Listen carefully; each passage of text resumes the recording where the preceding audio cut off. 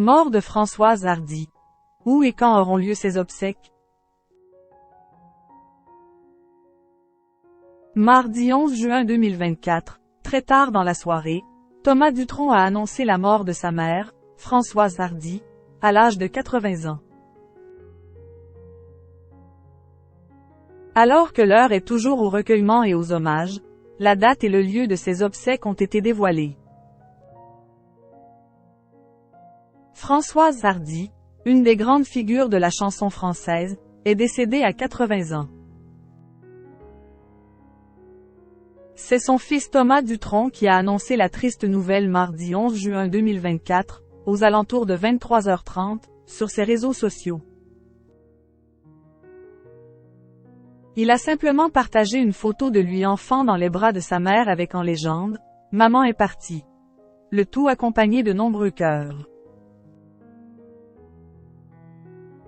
Depuis de nombreuses années, l'état de santé de la grande artiste française inquiétait tant elle souffrait à cause de la maladie. Alors que son fils avait révélé au début du mois de juin qu'il se préparait à la mort de sa maman, elle est finalement décédée entourée de ses proches lorsque la maladie a pris le dessus sur sa soif de vivre. De nombreuses personnes souhaiteraient assister aux obsèques de Françoise Hardy. Immédiatement, de nombreuses personnalités de la culture et politique ont pris la parole pour lui rendre un hommage appuyé. Ainsi, tout laisse à penser qu'il devrait y avoir beaucoup de monde pour ces obsèques, qui se tiendront jeudi 20 juin au Père-Lachaise à Paris à 15h30.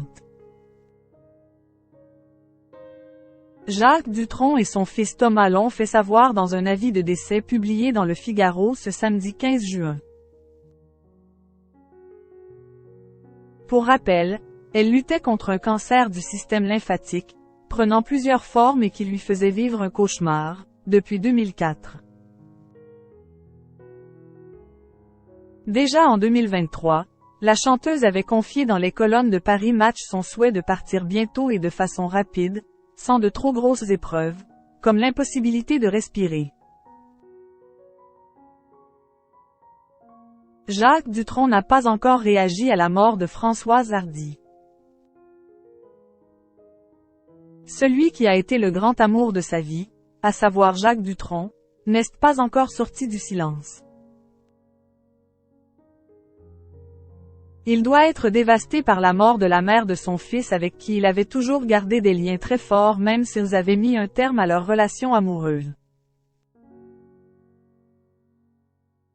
Preuve de la grande artiste qu'était Françoise Hardy, dans le classement des 200 meilleurs chanteurs de tous les temps du magazine américain Rolling Stone en 2023, elle était l'unique représentante de la France.